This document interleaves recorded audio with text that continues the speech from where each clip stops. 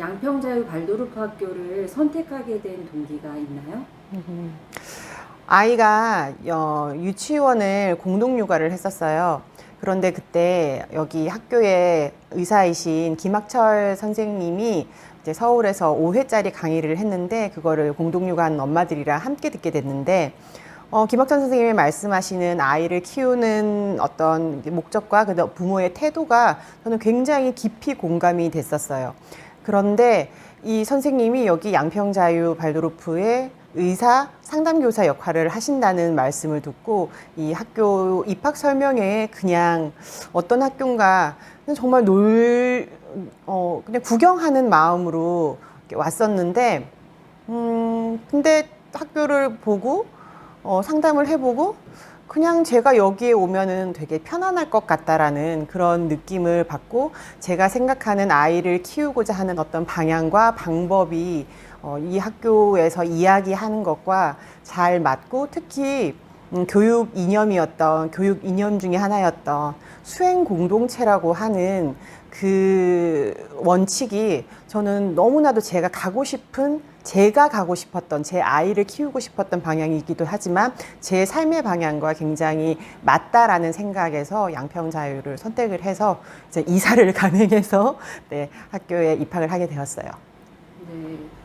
그러면 수행 공동체라고 하는 것과 그리고 또 한 가지가 또 가장 크게 공감했던 교육 이념이나 아니면 김학철 선생님이 얘기하셨던 가장 공감이 됐던 부분이 어떤 거죠?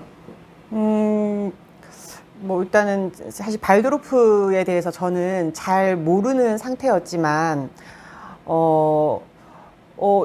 음식도 다 그 나라의 음식이 있듯이 뭐 저희도 역시 외국에 나간 사람들도 김치를 먹고 싶지만 배추김치를 그대로 먹는 게 아니라 그 현지에서 구할 수 있는 재료로 현지에 맞게 김치를 만들어 먹고 했던 것을 이렇게 봤었는데 교육도 역시 마찬가지로 독일에서 시작을 했고 독일 사람의 사상이긴 하지만 그것이 분명히 우리 보편적인 진리에 가깝고 그럼 그것이 우리 한국에 들어왔을 때는 한국에서만 할 수 있는 한국적인 것들이 저는 반드시 가미가 돼야지만 우리 아이들의 삶에서 그 사상이 정말로 잘 녹아나서 아이들도 정말 그 발도르프에서 추구하는 자유로운 인간으로 클 수 있다라고 생각이 들어서 그 현지화를 하고 우리나라의 것과 계속 접목을 시키는 그런 부분들이 저는 굉장히 저에게는 이 학교를 선택하는 굉장히 설득력 있게 다가왔었어요.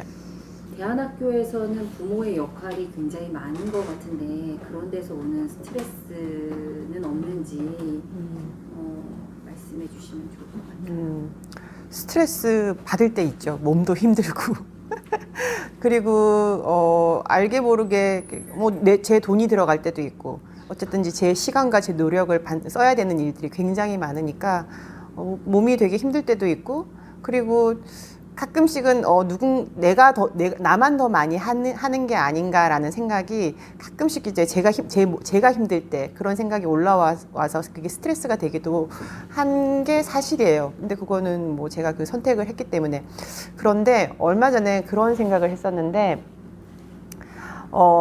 아이가 학교를 즐겁게 다녀서 엄마도 학교를 사랑하게 될까?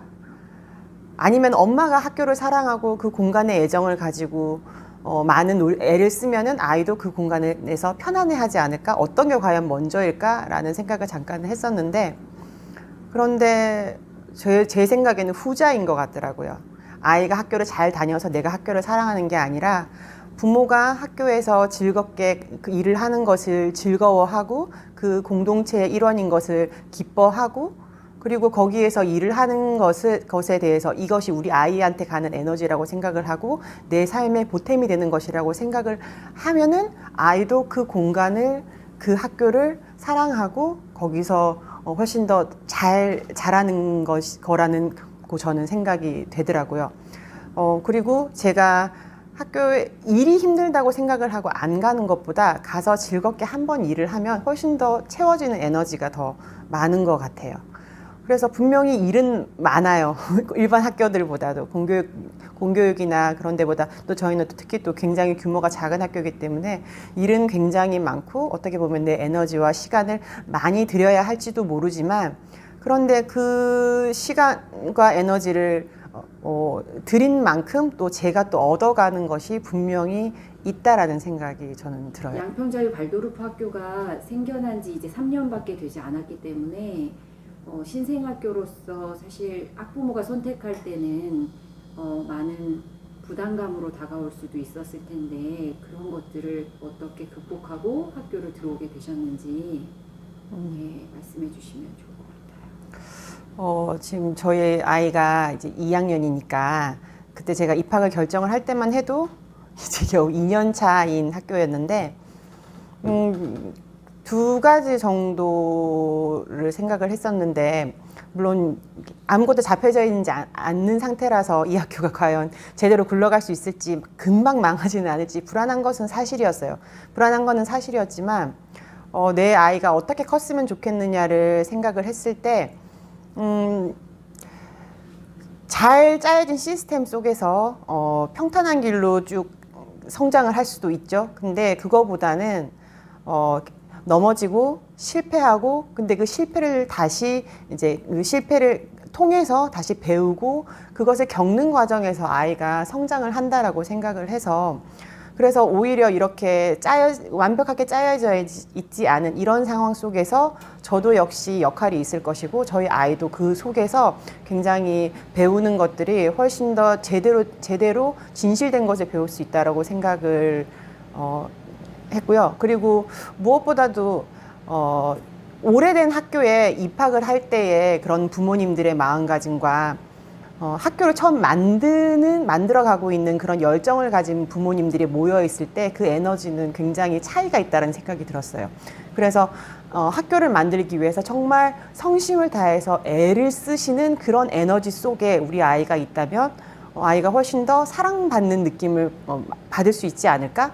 저 역시도 그 학교를 더 사랑할 수 있지 않을까, 그런 생각을 해서 불안하기는 했지만은 그 속에서 훨씬 더 배우는 것이 많을 거라고 생각을 했었어요.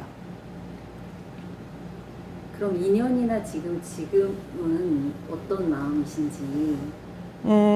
사실 2년 동안 굉장히 학교에 많은 일들이 있었고 저희 아이에게도 굉장히 많은 변화가 있었고, 그런데 지금의 제가 지금 2년을 학교를 보내고 난 이후에 저를 비롯해서 저희 아이도 그렇고 그 학교의 구성원들이 굉장히 지금 현재 이 학교를 진심으로 사랑하는구나라고 하는 거를 정말 느끼고 있어요.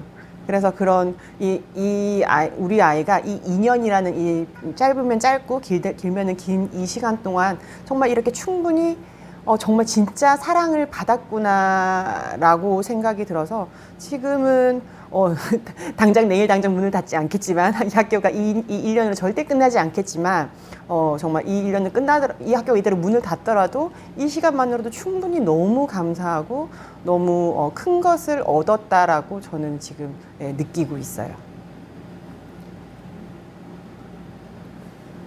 양평자유 발도르프 학교의 그 급식, 점심에 대해서는 점심을 어떻게 하고 있나요?